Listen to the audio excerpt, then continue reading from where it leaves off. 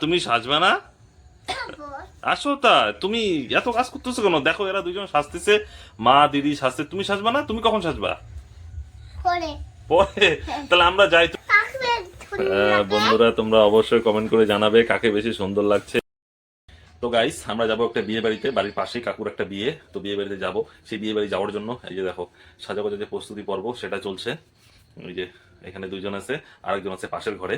তো এদের মধ্যে একটু পরে লেগে যাবে যে মানে সাজার কম্পিটিশন, কে কার থেকে বেশি সাজতে পারে। এই যে বন্ধুরা এখানে একজন লিপস্টিক দিচ্ছে, এই যে এখানে একজন লিপস্টিক দিচ্ছে, আর একজন এখনো টের পায়নি, এই যে এখন ঘর মুছছে ও। মা তুমি সাজবে না? আসো তা তুমি এত কাজ করতেছো কেন? দেখো এরা দুজন সাজতেছে, মা দিদি সাজতে, তুমি সাজবা না? তুমি কখন সাজবা? পরে পরে? তাহলে আমরা যাই, তুমি থাকো হ্যাঁ বাড়িতে। না না থাকে না, আমি বিয়ে বাড়ি যাবো। তুমি বিয়ে বাড়ি যাবে তো চলো, তুমি সাজো। তুমি কখন সাজবা? পরে পরে? আচ্ছা ঠিক আছে। তো বন্ধুরা ও পরে সাজবে, ও খুব কাজ করছে আমার ছোট মা।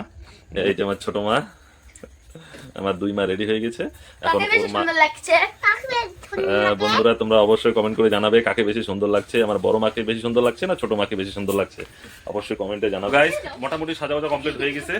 এই যে বড় মা, এই ছোট মা, এদিকে তাকাও, এদিকে তাকাও, এদিকে তাকাও। এই যে মোটামুটি রেডি হয়ে গেছে, এখন আমার পালা। না না তোমাকে এমনিতেই সুন্দর লাগছে। গাইস প্যান্ট পরা হয়ে গেছে, এখন করব গেঞ্জি। রেডি হয়ে গেল, একটু সেন্ট দেব।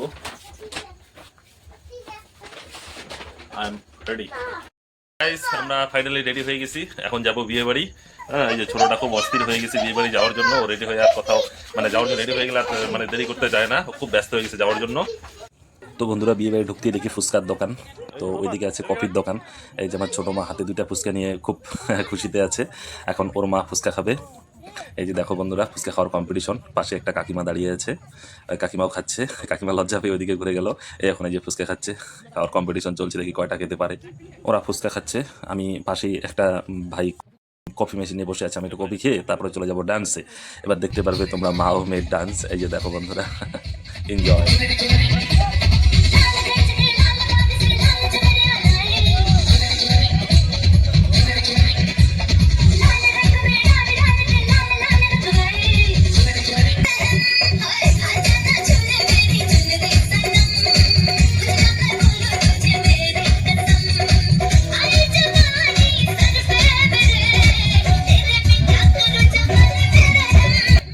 নাচানাচি হয়ে গেল, এখন বন্ধুরা চলে এসেছি খেতে। তো আমার এই যে ছোট্ট মা খুব ওখানে ডান্স করেছে, খিদে পেয়েছে, খাওয়ার জন্য বসে আছে, এখনো খাবার দিচ্ছে না।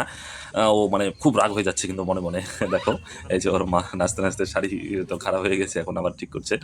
এই যে বন্ধুরা খাওয়া দাওয়া শুরু হয়ে গেছে, ওর মা দেখো খিদে লেগেছে না, অনেকক্ষণ ডান্স করলো, আমি তো তোমাদেরকে অল্প দেখিয়েছি।